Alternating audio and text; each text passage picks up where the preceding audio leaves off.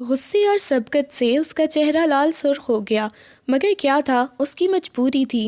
کمرے میں جانا اپنی سوچوں کو جھٹکتے ہوئے وہ کمرے کی طرف آیا۔ آہستگی سے اس نے کمرے کا دروازہ کھولا، سامنے کا منظر دیکھا تو وہ ٹھٹک گیا۔ اسے لگ رہا تھا کہ اس کی بیوی بیڈ پہ بیٹھی گھونگھٹ نکالے اس کا انتظار کر رہی ہوگی، مگر اس لڑکی سے وہ غلط امید لگا بیٹھا تھا۔ جیسے ہی وہ کمرے میں داخل ہوا تو سامنے وہ لیپ ٹاپ گود میں رکھے کوئی مووی دیکھنے میں مگن تھی۔ بیڈ پہ اس کا عروسی لباس، آئینے کے سامنے جیولری بکھری ہوئی تھی، اس کی سائڈوں پہ چاکلیٹس کے ریپر بکھرے ہوئے تھے۔ اس نے نگاہیں اٹھا کے ایک نگاہ سامنے کھڑے حاذق پہ ڈالی، پھر مسکراتے ہوئے بولی، آج آپ بڑے مزے کی مووی ہے، دھماکے دار سین چل رہا ہے، آ جاؤ آ جاؤ۔ وہ اپنے ساتھ جگہ بناتے ہوئے اسے بیٹھنے کا اشارہ کرنے لگی۔ وہ خون خوار نگاہوں سے اسے دیکھتے ہوئے اس کی طرف آیا۔ تمہیں پتہ بھی ہے آج کیا ہے؟ ہاں، آج ہماری شادی ہوئی ہے، وہ بھی زبردستی۔ پھر میں تو شادی سے بالکل بھی خوش نہیں ہوں، اور ویسے بھی آپ نے بولا تھا نا جلدی آپ اس رشتے سے آزاد کر دیں گے، تو اس وجہ سے ٹینشن فری ہو کے مووی انجوائے کر رہی ہوں۔ وہ چاکلیٹ منہ میں ڈالتے ہوئے دوبارہ سے لیپ ٹاپ پہ نگاہیں گاڑ گئی۔ حاذق نے آگے ہو کے غصے سے اس کی گود سے لیپ ٹاپ اٹھایا، وہ چھیننے لگی، مگر سامنے چلتا ہوا سین دیکھ کے حاذق کا چہرہ شرم سے لال سرخ ہو گیا۔ وہ اپنی ہنسی دبانے کی کوشش کرنے لگی۔ ارے آپ تو لڑکیوں کی طرح شرمانے لگے ہیں، واپس کریں، تم یہ بیہودہ چیزیں دیکھتی ہو۔ وہ غصے میں اسے دیکھتے ہوئے گویا ہوا، اب آپ صرف میرے سر نہیں ہیں، میرے شوہر بھی ہیں، اور بیوی سے عزت سے بات کرتے ہیں۔ جو شوہر بیوی پہ ہاتھ اٹھاتے ہیں وہ بہت کمزور اور بزدل ہوتے ہیں۔ وہ دوبارہ سے اسے دیکھتے ہوئے ہنستے ہوئے گویا ہوئی، ایک دم سے اس کی کمر پہ ہاتھ رکھتے ہوئے اسے کھینچ کے اپنے قریب کیا تو وہ سیدھا اس کی چٹانی سینے سے لگی۔ کیا کر رہے ہو، ہٹو پیچھے۔ وہ اسے خود سے دور کرنے کی کوشش کرنے لگی۔ وہ بالکل اسے پیچھے دیوار کے ساتھ لگا گیا۔ چینج کیوں نہیں کیا ہے؟ وہ ایک ایک لفظ کو چباتے ہوئے گویا ہوا تو اس کی بات سن کے وہ پھر سے ہنسنے لگی۔ تو ظاہر ہے اب میری پسند کی شادی ہوتی، پسند کا دولہا ہوتا تو ضرور میں گھونگھٹ نکال کے تیار ہو کے ہاتھوں میں مہندی سجا کے اس کے لیے بیٹھی ہوتی۔ اب آپ جیسے کھڑوس انسان کے لیے تو میں لپسٹک بھی نہ لگاؤں۔ تیار ہونا، سجنا سورنا تو بہت دور کی بات ہے۔ جتنا مجھے کالج میں ذلیل کرتے تھے نا، خبردار جو آپ نے کالج میں کسی کو بھی بتایا میں آپ کی بیوی ہوں، ورنہ تو سب نے میرا مذاق اڑا کے رکھ دینا ہے۔ یہ کھڑوس پروفیسر تمہارے شوہر ہیں؟ یہ کہتی وہ منہ بناتے ہوئے وہاں سے اٹھنے لگی، جبکہ اس کی باتوں پہ حاذق کا تو دماغ ہی گھوم گیا تھا۔ ایک دم سے اس کے کندھوں کو اتنی شدت سے دبوچا کہ اسے حاذق کی انگلیاں اپنے کندھوں میں پیوست ہوتی ہوئی محسوس ہونے لگیں۔ کیا کر رہے ہیں؟ جان نکالنی ہے کیا بچے کی؟ چھوڑیں۔ وہ اپنے نازک سے ہاتھ اس کے ہاتھوں پہ مارتے ہوئے گویا ہوئی۔ وہ غصے میں اپنی شیروانی اتار کے دور پھینک چکا تھا۔ وہ آنکھیں پھاڑے یک ٹک اس کی چٹانی سینے کو دیکھنے لگی تھی۔ باڈی بنائی ہوئی تھی۔ پہلی دفعہ وہ اسے بغیر شرٹ کے دیکھ کے جیسے اس کی رال ٹپکی ہو، ایک قدم چلتے ہوئے اس کے پاس آئی، آنکھوں میں چمک آئی۔ اوف، میرا شوہر تو کتنا زیادہ ہینڈسم ہے۔ ایک دن شرٹ اتار کے کالج جائیے گا، دیکھنا آپ کے پیچھے لڑکیوں کی لاشیں گریں گی، لاشیں۔ ویسے بھی بڑا روب جھاڑتے ہیں اور آپ غصے میں خوش ہوتے ہیں۔ کسی دن کوئی فٹ قمیص پہن کے یا پھر یہ دکھا کے۔ وہ ایک دم سے اس کے سینے پہ چٹکی کاٹتے ہوئے گویا ہوئی، جہاں سے جگہ لال سرخ ہو گئی۔ اس کے سفید سینے پہ جیسے وہ چھونے لگی۔ دیکھ لو اپنی ہی ہے یار، اوپر کچھ پہنا ہوا ہے مجھے امپریس کرنے کے لیے، ہمیشہ کی طرح فضول بکتی۔ وہ مزید اسے تب چڑھا گئی۔ اگلے لمحے اس کے کندھوں سے پکڑ کے ایک جھٹکے سے اسے بیڈ پر پھینکا۔ وہ ان سب کے لیے تیار نہیں تھی، سیدھا پیچھے جا گری۔ ہائے میری کمر ٹوٹ گئی، ہائے اماں میں مر گئی۔ وہ منہ بناتے ہوئے اپنی کمر کو مسلنے لگی۔ وہ غصے میں اس کی آنکھوں میں دیکھنے لگا۔ الٹی سیدھی حرکتیں کرنے کے علاوہ تمہیں کوئی کام نہیں ہے؟ بتاؤ۔ نہیں ہے۔ یہ کہتے ہوئے وہ اس کے سینے پہ ہاتھ رکھتے ہوئے دور کرنے کی کوشش کرنے لگی۔ جب دور نہ ہوا تو ایک دم سے اپنا گھٹنا اٹھا کے اس کے پیٹ میں مارا اور وہ تکلیف سے دوہرا ہوتا پیچھے صوفے پہ جا کے بیٹھا۔ اس کی یہ حالت دیکھ کے وہ بھی تھوڑی پریشان ہو گئی۔ حیا نہیں آتی شوہر پہ ہاتھ اٹھاتے ہوئے؟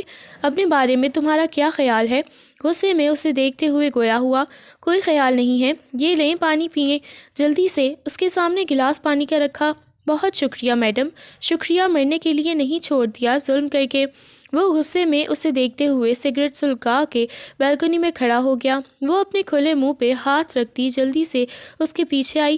ابھی جا کے آقا جان کو بتاتی ہوں، آج تو آپ کے خلاف شکایت کا موقع مل گیا ہے، آج تو مجھے آپ کی ایک برائی پتہ چل گئی ہے، جا کے بتاتی ہوں۔ یہ کہتی وہ باہر کی طرف جانے لگی تاکہ جلدی سے آغا جان کو جا کے بتائے کہ ان کا لاڈلا صاحبزادہ سگریٹ پیتا ہے۔ اسے باہر کی طرف بڑھتا ہوا دیکھ کے فوراً سے آگے بڑھ کے اس کے بازو سے پکڑ کے کھینچا۔ وہ سیدھا اس کے سینے سے آ لگی۔ بار بار بھاگنے کی کوشش مت کرو، بتا رہا ہوں میں۔ اس کے بالوں کو کانوں کے پیچھے اڑستے ہوئے گویا ہوا۔ اس کی بات سن کے وہ تھوڑا گھبرا گئی۔ میں تو باہر دیکھنے جا رہی تھی، یہ کہتے ہوئے وہ باہر کی طرف جانے لگی، جب کہ وہ بولا جا کے سو جاؤ، کافی رات ہو گئی ہے، ویسے یہ رات سونے کے لیے ہی ہوتی ہے۔ وہ پھر سے اسے چھیڑنے لگی اور اسے یوں چھیڑتا ہوا دیکھ کے مزید وہ تپ گیا۔ تمہیں الٹی سیدھی باتوں کے علاوہ کچھ سوچتا نہیں ہے؟ بتاؤ مجھے، بتاؤ۔ وہ غصے میں بولا، نہیں سوچتا۔ وہ نفی میں سر ہلانے لگی۔ اچھا حاذق، ایک بات تو سنیں۔ آج پہلی دفعہ اس نے حاذق کا نام پکارا تھا، ورنہ تو وہ اس کے منہ پہ بھی خڑوس کہتی تھی، پروفیسر کہتی، سر کہتی۔ اس کی یوں حاذق پکارنے پہ حاذق نے ایک دم سے اس کی طرف دیکھا۔ ایک بات کہوں؟ وہ بالکل چلتے ہوئے اس کے قریب آئی، ادھر نیچے کان میں بتاتی ہوں۔ وہ بڑی رومانوی انداز میں اس کے قریب آنے لگی۔ حاذق کا دل بڑی شدت سے دھڑکا، جیسے وہ اپنی محبت کا اظہار کرنے لگی ہو۔ یہ بات نا میں کافی ٹائم سے آپ سے کہنا چاہتی تھی۔ وہ ہاتھوں کی انگلیاں مروڑ رہی تھی۔ حاذق بس اسے دیکھے جا رہا تھا۔ آپ کو پتہ ہے، بچپن میں بھی میرا دل کرتا تھا آپ کے بہت زیادہ قریب آ کے آپ کے سینے سے لگ کے آپ کو یہ بات بولوں، اور مجھے لگتا ہے میری دعائیں قبول ہو گئی ہیں، مجھے موقع مل گیا ہے یہ بات کہنے کا۔ وہ ہونکوں کی طرح اسے دیکھنے لگا۔ وہ بالکل اس کے قریب آئی، اس کے پاؤں پہ اپنے دونوں پاؤں رکھتے ایڑیاں اٹھائیں۔ وہ بمشکل اس کے کان کے قریب آئی تھی، آہستگی سے اس کے کان میں کہنے لگی، آپ ایک نمبر کے خڑوس، فراڈیے، بدتمیز اور بدو قسم کے انسان ہیں۔ یہ کہتے ہوئے وہ فوراً سے اسے دور ہوئی۔ وہ جو کسی رومانوی بات کی آس لگائے ہوئے اس کے قریب ہوا تھا، اس کی ایسی فضول قسم کی باتیں سن کے تو اس کا پارا چڑھ گیا۔ ایک دم سے اسے پیچھے دھکا دیا تو اس کے اوپر سایہ فگن ہوا تو وہ گھبرا گئی۔ ارے آپ تو غصہ ہی کر گئے ہیں، مذاق کر رہی تھی، بس چڑھانے کی کوشش کر رہی تھی۔ وہ ہنسنے لگی اور حاذق اس کی کمزوری جانتا تھا۔ اگلے لمحے اسے گدگدی کرنے لگا۔ کوئی اسے مار پیٹ لیتا وہ برداشت کر جاتی، مگر اس سے گدگدی تو برداشت ہی نہیں ہوتی تھی۔ نہیں، چھوڑیں، پکا آج کے بعد ایسی بات نہیں کروں گی۔ وہ ہنستے ہوئے چلانے لگی۔ چلاؤ، ویسے بھی کمرہ ساؤنڈ پروف ہے۔ یہ کہتے ہوئے وہ مسلسل اسے گدگدی کرنے لگا۔ نہیں نا، پلیز۔ وہ مکے مار رہی تھی، مگر وہ بھلا کہاں باز آنے والا تھا۔ اس کی آنکھوں سے ہنس کے پانی نکلنے لگا، مگر وہ تھا کہ رک نہیں رہا تھا۔ پلیز، میں پکا آئندہ نہیں کروں گی، پکا، پلیز، بس ہو گئی، بس۔ جیسے ہی وہ اس سے الگ ہوا تھا، وہ گہرے سانس لینے لگی۔ آپ کو ذرا بھی تمیز نہیں ہے؟ غصے میں اسے اٹھا کے تکیہ مارا۔ شوہر کو ایسے مارتے نہیں ہیں۔ یہ کہتے ہوئے اسے غصے میں دیکھتا جا کے صوفے پہ سونے کے لیے لیٹ گیا۔ شکر ہے مجھے نہیں بولا کہ جا کے صوفے پہ لیٹ سو جاؤ، اچھے ہو۔ وہاں پہ تھوڑی ہی دیر بعد اس کی بھاری سانسوں کی آواز اس بات کی گواہی دے رہی تھی کہ وہ نیند کی وادیوں میں چلی گئی، مگر اس شخص کو نیند ہی نہیں آئی تھی۔ حاذق چلتا ہوا بیڈ پہ آیا، آہستگی سے ابھی آ کے اس کے پاس بیٹھا تھا کہ وہ ایک دم سے اسے دبوچ کے ہی اس کے سینے پر سر رکھتے ہوئے بولی، ابھی کدھر بھاگنے کی کوشش کر رہے ہیں، سونے دینا۔ شاید وہ اسے اپنی امی سمجھ بیٹھی تھی، اس وجہ سے یوں اس کے ساتھ چپک کے اس کے سینے میں اپنا چہرہ چھپانے لگ گئی۔ اس کے لب حاذق کے سینے سے ٹکرا رہے تھے۔ اس کی گرم لمس محسوس کر کے وہ اپنی آنکھیں بند کیے دھیرے دھیرے اس کے بالوں میں انگلیاں چلانے لگا۔ کس قدر وہ تیز لڑکی تھی، کتنا اسے تنگ کرتی تھی، اور اب تو اسے ساری زندگی برداشت کرنا تھا۔ وہ جانتا تھا یہ محض اس کا وہم ہے کہ وہ اسے اپنی زندگی سے نکالے گا، ورنہ وہ تو اسے ساری زندگی اپنے ساتھ رکھنے کے بارے میں سوچ کے بیٹھا ہوا تھا۔ مگر ایسے کیسے برداشت کرے گا؟ یہ تو سوچ کے اسے ہول اٹھنے لگے۔ گائز، صبح کدھر جانے کی تیاری کر رہے ہیں؟ اس نے اپنے چہرے سے تکیہ اٹھا کے آئینے کے سامنے کھڑے ہوئے اپنے ایک دن کے شوہر کو دیکھا۔ کالج جانے، ظاہر ہے لیکن ولیمہ ہے نا آج، کالج کیوں جانا ہے؟ مجھے تو نہیں جانا۔ اٹھو جلدی سے تیار ہو جاؤ، تمہیں پتہ ہے نا ضروری ٹیسٹ ہے۔ اس کی بات سن کے انیکا بڑبڑا کے اٹھی، غصے میں کہنے لگی پاگل ہو گئے ہیں کیا؟ آج ہمارا ولیمہ ہے اور آپ کہہ رہے ہیں میں آپ کے ساتھ کالج جاؤں؟ بالکل بھی نہیں، میں نے نہیں آنا۔ یہ کہتے ہوئے وہ دوبارہ سے سونے کے ارادے سے لیٹی جب حاذق اس کے پاس آیا۔ پہلے تو میں تم پہ کوئی حق نہیں رکھتا تھا، اس وجہ سے چھٹی تم کر لیتی تھی، اب مجھے چھٹی کر کے دکھانا۔ یہ کہتے ہوئے اس کے بازو سے زور سے پکڑ کے لا کے اسے باتھ روم میں آئینے کے سامنے کھڑا کیا۔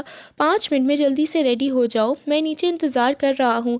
ولیمہ دن کو نہیں ہے، ولیمے کا فنکشن رات کو ہے۔ یہ سن کے اس کا دماغ ہی گھوم گیا تھا۔ نہیں، میں نے نہیں آنا، کیا کر لیں گے؟ وہ سینے پہ بازو باندھتے ہوئے وہیں کھڑی ہو گئی۔ وہ ایک دم سے اس کے پاس آیا، اس سے پکڑ کے شاور کے نیچے کھڑا کر کے اوپر سے شاور آن کر دیا۔ کیا کر رہے ہیں؟ اتنی زیادہ ٹھنڈ ہے۔ وہ ایک دم سے اسے قریب سے پکڑ کے اسے اپنے قریب کر گئی، وہ جو ابھی نوک پلک سے تیار تھا، اس کے ساتھ ہی وہ مکمل طور پہ بھیگ گیا۔ اس کی سفید قمیص اس کے سینے سے ساتھ چپک گئی۔ وہ خونخوار نگاہوں سے اسے گھورنے لگا، اپنے چہرے پہ ہاتھ مارتے ہوئے اس نے بالوں کو پیچھے کیا اور پانی صاف کیا۔ ابھی تک بھی اس کی پلکوں سے پانی ٹپک رہا تھا۔ وہ بغور اس کے چہرے کو دیکھنے لگا، اس کے ایک ایک نقش کو دیکھنے لگا۔ جس قدر وہ معصوم تھی، اتنی زیادہ وہ حسین بھی تھی، مگر اس کا دماغ پورا کا پورا کسی شیطان کا دماغ اسے لگتا تھا۔ یہ کیا کیا تم نے؟ اب کی بار وہ چلایا۔ میں نے کیا؟ آپ نے کیا ہے۔ وہ اس کے سینے پہ انگلی رکھتے ہوئے اسے وارن کرتے ہوئے بولی، میں نے کیا ہے؟ پاگل ہو گئے ہو؟ میں نے تو کچھ بھی نہیں کیا، آپ نے مجھے یہاں یہ لا کے نیچے کھڑا کیا ہے۔ وہ غصے میں اسے دیکھ رہی تھی۔ ارے تم مجھے باہر سے پکڑ کے لائی تھی؟ نہیں، ایسا نہیں ہے۔ وہ جانتی تھی وہ شخص جھوٹ نہیں بولتا، اس کے تو چہرے پہ ہوائیاں اڑنے لگیں۔ ایسا نہیں ہے، اور وہ اپنی ہنسی روکنے کے لیے اسے مزید تنگ کرنے لگا۔ ہاں، تم نے مجھے بولا کہ اٹھو کالج جانا ہے، تبھی میں تو نیچے ناشتے کے لیے جا رہا تھا، تم مجھے گھسیٹ کے یہاں لے کے آئی۔ دماغ تمہارا جگہ پہ ہے؟ دماغ خراب ہو کیا ہوا ہے؟ میرا بھی اور اپنا بھی۔ وہ مصنوعی غصے سے ڈانٹ رہا تھا اور وہ بہت زیادہ گھبرا گئی۔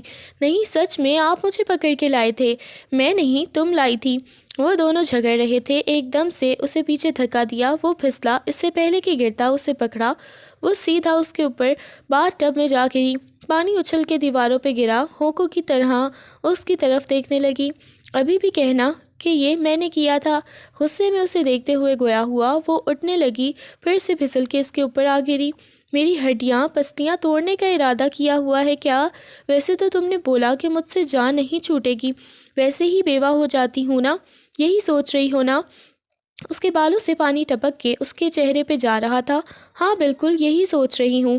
ایک جھٹکے سے اٹھی اور اسے باتھ روم سے باہر دھکا دے کے کمرے کا دروازہ بند کر دیا۔ آج پہلی دفعہ اس نے خود کو حاذق کے اتنا قریب دیکھا تھا۔ انیکا کی دھڑکنیں اس کے کنٹرول میں نہیں آ رہی تھیں۔ وہ تو باہر جا چکا تھا، مگر نہ جانے کتنی دیر تک وہ خود کو نارمل کرنے کی کوشش کرتی رہی۔ کافی وقت بعد وہ تر و تازہ ہو کے باہر آئی۔ اسے کمرے میں نہ پا کے جلدی سے چینجنگ روم کی طرف چلی گئی، چینج کر کے باہر آئی اور آئینے کے سامنے آ کے کھڑی ہو گئی۔ اوہ، میرے چہرے پہ تو کوئی روپ نہیں آیا، میں تو پہلے کے جیسی ہی ہوں۔ اس نے پیچھے صوفے پہ بیٹھے ہوئے حاذق کو دیکھ کے کہا۔ کیا مطلب؟ اور کیا تم کوئی اور پری بن جاتی؟ نہیں، وہ شادی کی اگلی صبح جب دلہن کو سارے گھنٹیوں والے دیکھتے ہیں نا تو وہ بولتی ہیں، اف یہ کتنی پیاری لگ رہی ہے، کتنا روپ آیا ہے۔ میرے چہرے پہ تو نہیں آیا، وہ ہونٹ لٹکاتے ہوئے بولی۔ تم نے شوہر کو خوش کیا ہو تو روپ آئے نا، وہ طنزیہ انداز میں بولا تو اس کی بات سن کے وہ اپنی کمر پہ بازو رکھتے ہوئے اسے دیکھنے لگی۔ کیا مطلب ہے آپ کا؟ ابھی میں نے آپ کو ناراض کیا ہوا ہے؟ خوش تو تھے رات کو جب مجھے خود گدگدی کر رہے تھے، کہے لگا رہے تھے، گلا پھاڑ کے ہنس رہے تھے، مجھے بھی تنگ کیا، اوپر سے صبح صبح جب مجھے تنگ کیا، مجھے پتہ ہے میں شاور کے نیچے کھڑی رہتی تھی، آپ بھی مجھے پکڑ کے لے گئے تھے۔ اف، ابھی جب نیچے جاؤں گی تو سب مجھے تو نہیں کہیں گے یہ اتنی پیاری لگ رہی ہے؟ وہ پھر سے منہ بناتے ہوئے بولی۔ شادی تو کر لی لیکن پیاری تو پھر بھی نہیں لگ رہی۔ وہ منہ بناتے ہوئے بار بار اسے اپنے چہرے کو دیکھتی اور وہ اسے دیکھنے لگا۔ ادھر آؤ، میں بتاتا ہوں کیسے تم پیاری لگو گی۔ اس کی بات سن کے وہ حیران ہوئی۔ ہاں بتائیں، شکر ہے آپ کو ابھی کچھ پتہ ہے۔ یہ کہتے ہوئے وہ اس کے پاس آئی۔ حاذق نے اسے ایک دم سے کھینچا تھا، وہ سیدھا اس کی آغوش میں آ گئی تھی۔ اگلے ہی لمحے اپنے لب جیسے ہی اس کی پیشانی پہ رکھے تو وہ شرم سے لال سرخ ہو گئی، اس کے گال دہکنے لگے تھے، وہ اس سے الگ ہوتا باہر کی طرف چلا گیا۔ ایسے کیا بندہ پیاری ہوتا ہے؟ وہ جلدی سے آئینے کے سامنے آ کے کھڑی ہوئی، اس کے چہرے پہ قدرتی لالی چھا گئی تھی اور اب کی بار اسے واقعی اپنا آپ خوبصورت لگنے لگا۔ چلو شکر ہے، اسی بہانے میں پیاری لگنے لگی ہوں۔ گویا وہ اپنے آپ کو دلاسا دیتی جلدی سے اچھی طرح دوپٹہ اپنے سر پہ اوڑھتی نیچے آئی اور سب کے ساتھ بیٹھ گئی۔ اس کی مما، چچی جان سب مسکراتے ہوئے اسے دیکھ رہی تھی۔ آج وہ خاموشی سے بیٹھی ہوئی تھی کیونکہ وہ جانتی تھی کہ اس کی مما نے جتنی اس کی کلاس لگائی تھی اس کی فضول حرکتوں کی وجہ سے، اگر ابھی کچھ بولی تو انہوں نے مہمانوں کا بھی لحاظ نہیں کرنا اور اسے وہیں پہ جوتوں سے مارنے لگ جانا ہے۔ وہ تھوڑی ہی دیر بیٹھ سکی تھی۔ پاس بیٹھی ہوئی عورتوں کی باتیں سن کے تو اس کے کانوں سے دھواں نکلنے لگا۔ تو یہ میرے ولیمے میں کیسی باتیں کر رہی ہیں، استغفر اللہ۔ وہ اپنے کانوں کو ہاتھ لگاتی جلدی سے کمرے میں آ گئی۔ سارا دن اس کا حاذق کے سامنا نہیں ہوا۔ ولیمے کے فنکشن میں بھی وہ کافی مصروف نظر آ رہی تھی۔ بلیک رنگ کے ملبوس میں وہ بہت خوبصورت لگ رہا تھا، بالوں کو جل سے سیٹ کیا ہوا تھا، رسٹ واچ پہنی ہوئی تھی، اس کی آنکھیں چمک رہی تھیں۔ اس کے کالج کے کچھ پروفیسر بھی آئے ہوئے تھے جن کو دیکھتے ہی وہ تو شرم سے دوہری ہو رہی تھی۔ اور یہ کیا سوچیں گے، اتنی چھوٹی سی بچی کی انہوں نے شادی کر دی ہے۔ اچھا ہے، ان کو بھی باتیں سنانی گی۔ نہ جانے وہ کیا کچھ سوچ رہی تھی۔ مما، آج میں نے اپنے کمرے میں سونا ہے، رات کو اس نے مجھے گدگدی کی تھی۔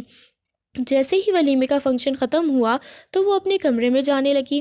جب اس کی مما نے پوچھا کیا مطلب ہے اپنے کمرے میں سونے کا، شاباش جاؤ اپنے شوہر کے پاس۔ نہیں مما پلیز، اچھا بھلا بولنے والی انیکا اب دل ملا کے حاذق کو دیکھنے لگی۔ حاذق کی مما نے اسے بولا، بیٹا کیوں اسے تنگ کرتے ہو؟ مما میں نے کچھ نہیں کیا، آپ کی لاڈلی بہو جھوٹ بول رہی ہے۔ سچ میں انہوں نے مجھے تنگ کیا تھا، صبح اٹھا کے انہوں نے مجھے شاور کے نیچے پھینکا، اس کے بعد یہ صبح مجھے تنگ کر رہے تھے، بولتے تھے تو میں وہ ایک اور معصوم بن کے ان کو شکایتیں لگا رہی تھی۔ دیکھ لی مما، آپ کی بہو شادی کے پہلے دن ہی اپنے شوہر کی شکایتیں شروع کر دی ہیں، پھر کیسے ساری زندگی میرے ساتھ گزارے گی؟ وہ آنکھیں پھیلائے اسے دیکھنے لگی۔ ساری زندگی؟ بہت زیادہ آئی، اس کی بڑبڑاہٹ وہ بہت سن چکا تھا۔ چلو شاباش اپنے کمرے میں جاؤ، اس کی مما نے محبت سے کہا تو وہ منہ بناتے ہوئے اس کے کمرے میں آ گئی۔ کمرے میں آ کے بیڈ پہ گرنے والے انداز میں بیٹھی، تمہاری دوستیں تمہارے ولیمے میں دیکھ چکی ہیں۔ وہ اپنے شوز اتارتے ہوئے اسے دیکھنے لگا۔ وہ آنکھیں پھیلائے اسے دیکھنے لگی کہ کیا مطلب ہے؟ میرا مطلب ہے کہ تمہاری ایک دوست آئی ہوئی تھی، وہ جا کے اعلان کر دے گی۔ میں نے اسے انویٹیشن دیا ہوا تھا تاکہ وہ پورے کالج میں جا کے اگلے دن بتائے کہ تم میری بیوی ہو۔ اس کی بات سن کے وہ کہنے لگی، کیا مطلب ہے؟ آپ کو فضول باتوں کے علاوہ کچھ نہیں سوچتا ہے؟ میں آپ کو اتنا سنجیدہ اور اچھا انسان سمجھتی تھی۔ اچھا تھا، تم نے مجھے کبھی نہیں سمجھا۔ یہ تو جھوٹ مت بولو، خدا کا خوف کرو۔ اپنی کوٹ کے بٹن کھولے، اس نے ٹائی کی نوٹ ڈھیلی کی اور پیچھے گرنے والے انداز میں لیٹ گیا۔ سچ میں آپ نے میری دوست کو بلایا تھا؟ اسپیشل نوٹیفیکیشن اسے دیا تھا؟ میں خود اس کے گھر دینے گیا تھا۔ ویسے بھی وہ والی مجھے بہت پسند ہے تمہاری دوست، تو میں سوچ رہا ہوں میں اس کے ساتھ ہی شادی کر لوں۔ مما کو میں نے بولا ہے۔ وہ بہت نارمل انداز میں انگڑائی لیتے ہوئے بولا، مگر صوفے پہ بیٹھی ہوئی انیکا کو جیلسی کا احساس ہوا۔ اسے تو آگ لگ گئی، سیدھا اس کے اوپر آ بیٹھی۔ کیا کہا کہ وہ مرنے کا ارادہ ہے؟ کیا کہہ رہی ہو؟ میری ہڈیاں پسلیاں توڑ رہی ہو؟ وہ اسے اپنے اوپر سے اترنے کا کہنے لگا۔ میں آپ کا گلا دبا دوں گی اگر کسی اور میری دوست کے ساتھ شادی کرنے کے بارے میں سوچا۔ اس کے گلے پہ ہاتھ رکھتے ہوئے گویا ہوئی، دبا دو، یہ کہہ کے سکون سے اپنی آنکھیں بند کر گیا۔ اس کی بات سن کے وہ فوراً سے اس کے اوپر سے ہٹنے لگی، جب اس کی کمر میں ہاتھ ڈالتے ہوئے مزید کھینچ کے اسے اپنے قریب کر لیا۔ اب کہاں بھاگنے کی کوشش کر رہی ہو بتاؤ؟ اس کی ناک کو کھینچا تو وہ ڈر گئی۔ وہ میں نے چینج کرنا ہے۔ اب کی بار وہ ہڑبڑا گئی۔ وہ سوچ بھی نہیں سکتی تھی یہ شخص کیا تھا۔ اس کا دھوپ چھاؤں غصہ، سنجیدگی، محبت، یہ سب اسے الجھانے لگے۔ واپس آ کے دوسری سائڈ پہ کروٹ لیے سونے کے لیے لیٹ گیا۔ اس طریقے سے اسے کھینچ کے اس کی پشت کو اپنے سینے سے لگا کے دھیرے دھیرے اس کے بالوں میں انگلیاں چلانے لگا۔ وہ سہم گئی۔ اس کی دھڑکنیں اتنی شدت سے دھڑک رہی تھیں کہ وہ اپنی دھڑکنوں کی آوازوں کو اپنے کانوں میں محسوس کرنے لگی، مگر وہ ہل بھی نہیں رہی تھی۔ نہ جانے کیوں اس کا وجود اسے بے جان سا لگنے لگا۔ تھوڑی ہی دیر بعد اسے احساس ہوا کہ وہ شاید سو گیا ہے۔ اس نے کروٹ بدل کے حاذق کے چہرے کو دیکھا، آہستگی سے ہاتھ بڑھا کے اس کے چہرے کو چھوا۔ واقعی وہ بہت حسین تھا، بہت خوبصورت۔ اس کی بند آنکھیں، اس کی لمبی گھنی پلکیں سجدہ ریز تھیں، آپس میں جڑے ہوئے لب، اس کے اوپر گھنی مونچھیں۔ اس کے ہاتھ بڑھا کے مونچھوں کو چھیڑنے لگی۔ پہلی دفعہ واقعی میں وہ اتنے غور سے اسے دیکھ رہی تھی۔ یار، یہ تمہارا کزن کتنا زیادہ ہینڈسم ہے۔ تمہیں پتہ ہے میرا دل کہتا ہے میں اس کے ساتھ شادی کر لوں۔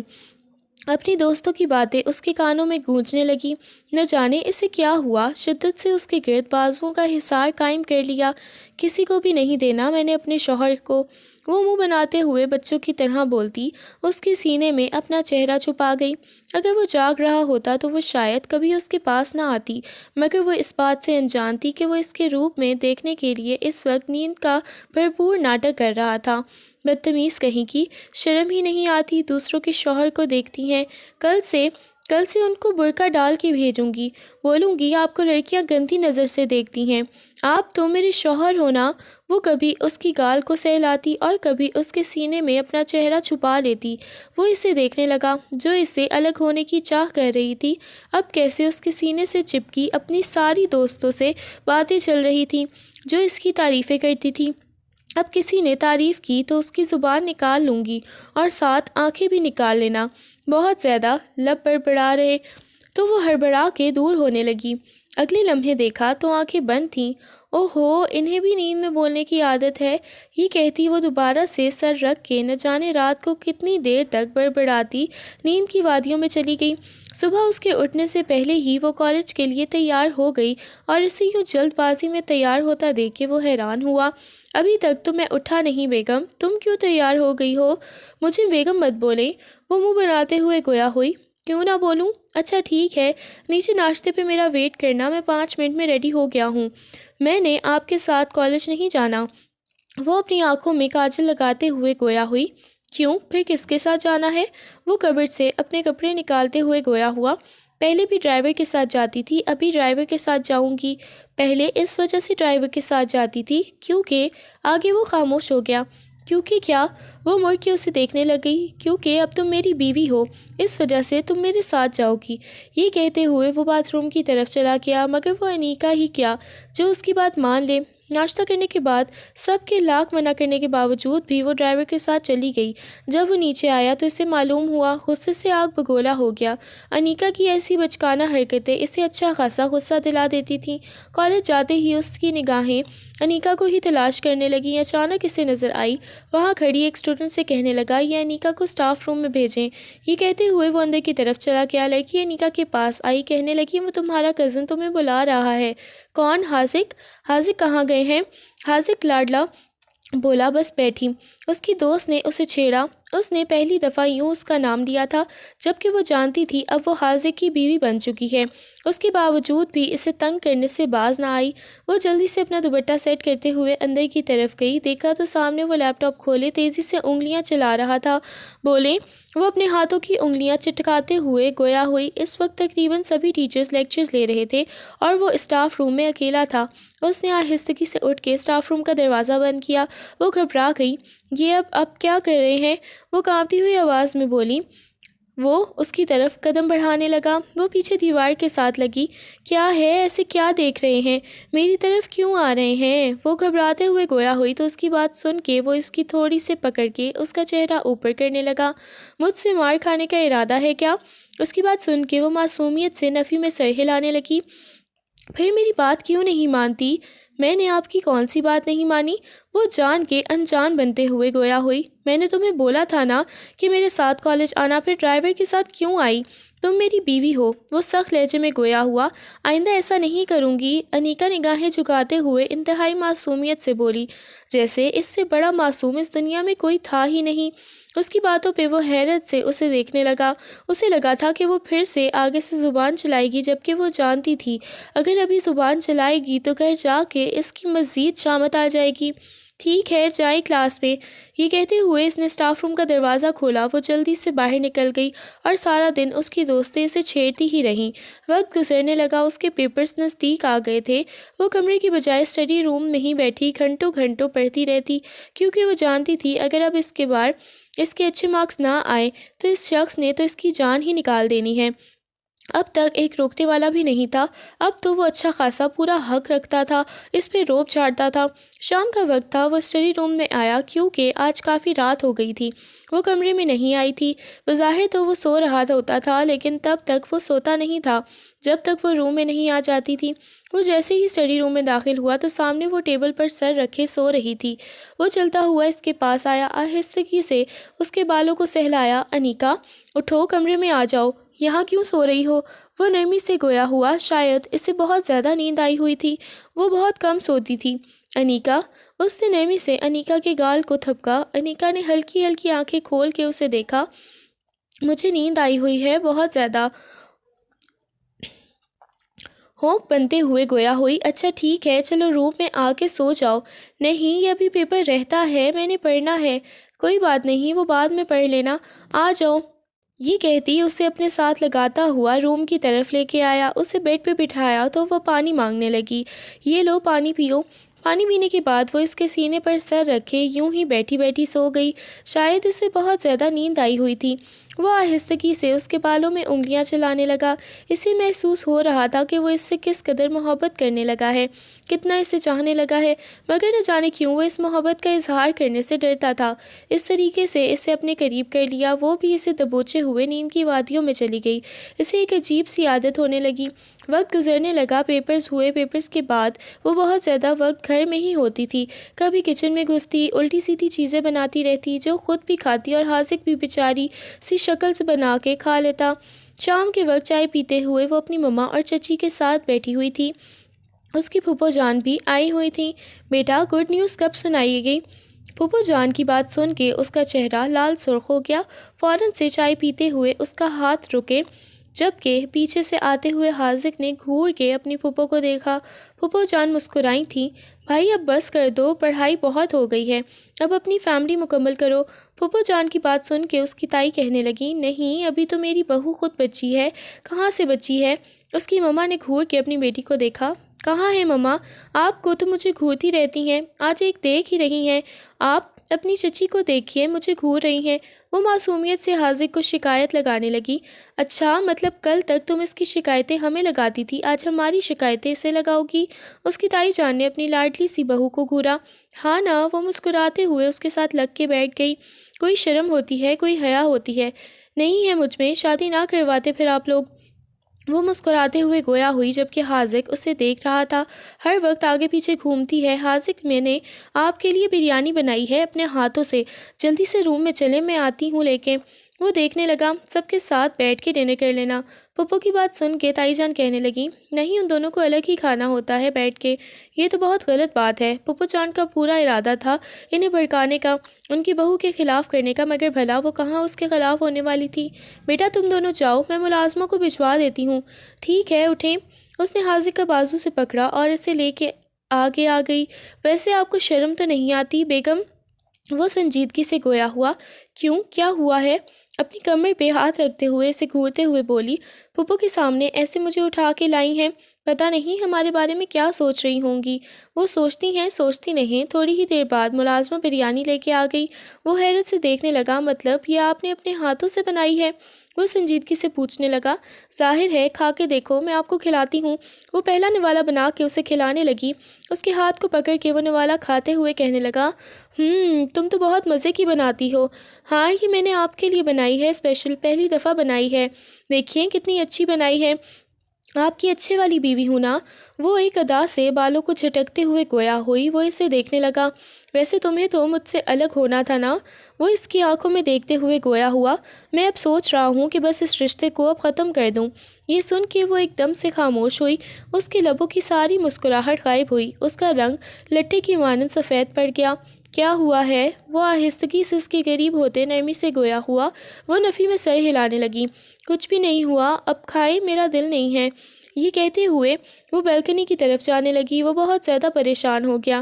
ارے پاگل ہو گئی ہو، میں مذاق کر رہا تھا، کہاں کوئی چھوڑ رہا ہوں، ادھر آؤ کھاؤ، اتنے پیار سے بنائی ہے، بہت مزے کی ہے۔ نہیں آپ کھا لیں، میرا دل نہیں ہے۔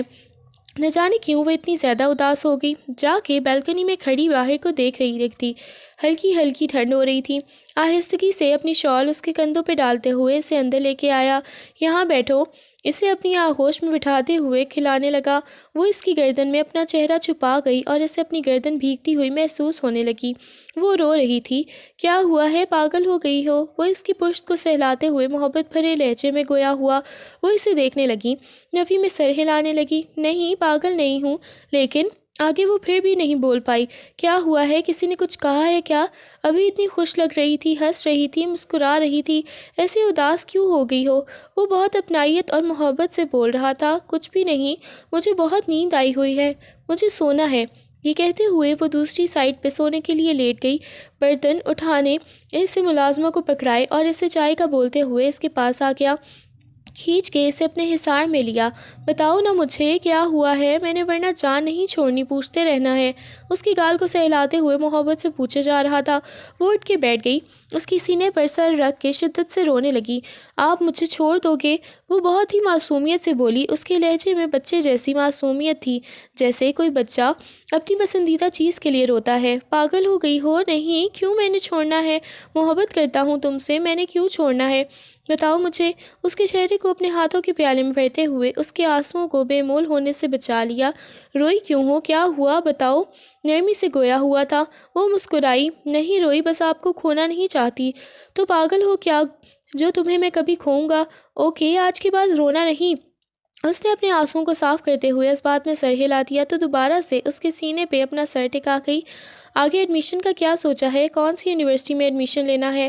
وہ نرمی سے اس سے پوچھنے لگا۔ آگے میرا پڑھنے کو دل نہیں کرتا، جہاں آپ پڑھائیں گے میں وہاں ایڈمیشن لوں گی۔ یہ سن کے وہ ہنسنے لگا۔ اچھا، آپ تو مجھ سے جان چھڑاتی تھی نا، پھر ایسا کیوں بول رہی ہیں؟ نہیں، مجھے آپ سے جان نہیں چھڑانی۔ اگر آپ مجھے وہاں ایڈمیشن لینے دیں گے جہاں آپ پڑھائیں گے تو پھر میں ایڈمیشن لے لوں گی، ورنہ میرا آپ کے بغیر دل نہیں لگتا۔ ٹھیک ہے جی، مان لیتے ہیں آپ کی بات۔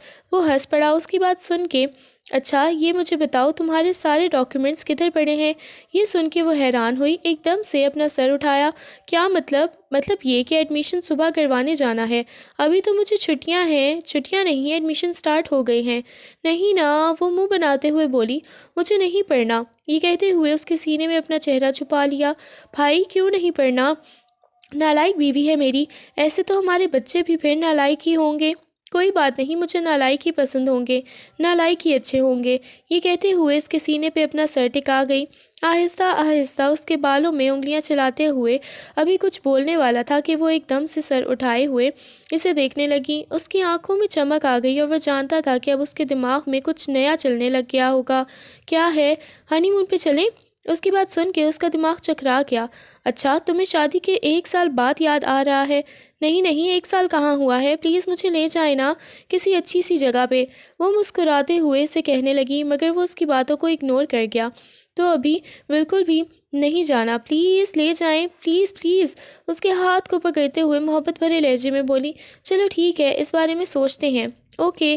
یہ کہتے ہوئے محبت سے اس کی پیشانی پہ بوسہ دیا۔ اچانک اسے متلی سی ہونے لگی۔ وہ سیدھی باتھ روم کی طرف چلی گئی۔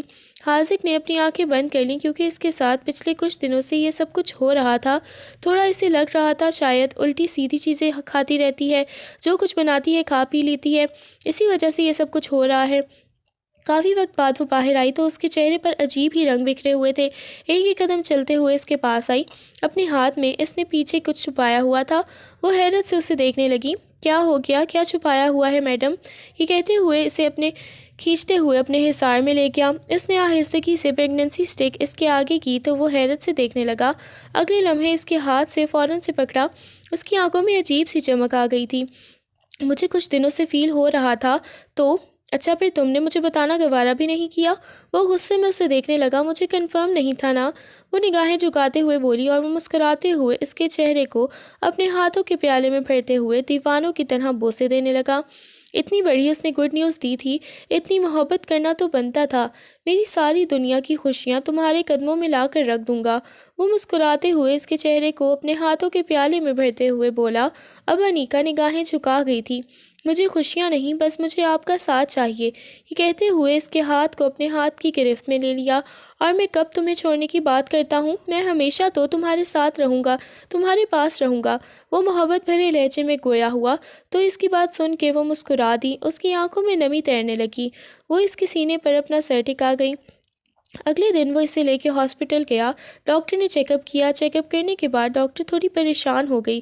ڈاکٹر کو پریشان دیکھ کے وہ پریشان ہوا کہ ڈاکٹر صاحب کچھ ٹھیک تو ہے نا؟ وہ پریشان سی گویا ہوا۔ ڈاکٹر کہنے لگیں جی آپ میرے ساتھ آئیے۔ وہ جیسے ہی روم میں آئی ڈاکٹر کہنے لگی آپ ابارشن کروا لیں۔ یہ سن کے اس کا دماغ گھوم گیا۔ آپ یہ کیا کہہ رہی ہیں؟ وہ حیرت اور سنجیدگی کے ملے جلے جذبات میں گویا ہوا۔ اس کی بات سن کے وہ کہنے لگی دیکھیے یہ ابھی کچھ ٹھیک نہیں ہے، انہیں بہت زیادہ کیئر کی ضرورت ہے، کچھ مسائل ہیں۔ آپ پہلے میڈیسن لیں، اس کے بعد کم از کم بھی 5-6 مہینے کا یہ ٹریٹمنٹ ان کے لیے بہت ضروری ہے۔ اگر تو آپ ایسا نہیں کرنا چاہتے تو شاید آپ کی وائف کی جان کو خطرہ ہوگا۔ ڈاکٹر ابھی بات کر رہی تھی کہ جب ان کی نظر دروازے میں کھڑی ہوئی انیکا کی طرف گئی۔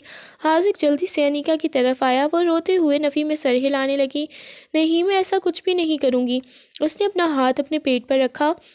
وہ کہنے لگا ریلیکس ہو جاؤ، نہیں ہمیں ایسا کچھ بھی نہیں کر پائیں گے۔ دیکھیے ڈاکٹر ہم ساتھ ساتھ ٹریٹمنٹ بھی کر لیتے ہیں۔ ڈاکٹر نے انہیں بہت زیادہ سمجھانا چاہا مگر وہ دونوں کسی قیمت پہ بھی اس چیز کے لیے راضی نہیں ہوئے۔ ڈاکٹر کہنے لگیں چلے ٹھیک ہے، بعد میں آپ کو یہ مشکلات کا سامنا کرنا پڑے گا، لیکن میں ان سب کے لیے آپ کو میڈیسن لکھ کے دیتی ہوں۔ ڈاکٹر نے میڈیسن وغیرہ لکھ دی تھی۔ اسے یوں دیکھ کے وہ بہت زیادہ خود بھی اداس ہو گیا۔ گھر میں آتے ہی سیدھا اپنے کمرے میں چلی گئی۔ اس کی ماما نے جب پوچھا تو حاذق ساری حقیقت تو نہیں بتا سکا مگر یہ گڈ نیوز دے دی۔ تو بیٹا تم اتنے پریشان کیوں لگ رہے ہو؟ یہ تو بہت زیادہ خوشی کی خبر ہے۔ جی ماما بس ویسے ہی اس کی طبیعت تھوڑی نہیں ٹھیک، اس وجہ سے پریشان ہو گیا تھا۔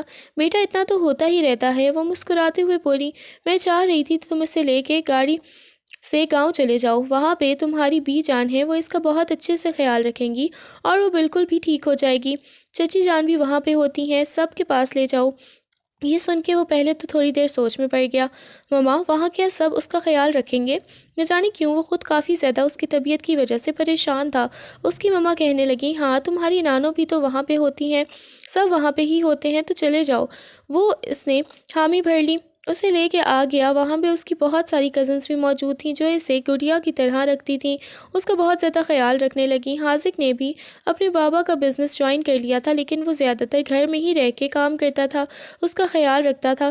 کسی ٹائم اس کی طبیعت اتنی شدید خراب ہو جاتی اور بی جان کسی عورت کو بلاتی، وہیں اس کا خیال رکھتی تھیں۔ وہ دائی تھیں اور شاید اسے کافی چیزوں کے بارے میں علم تھا، اس وجہ سے۔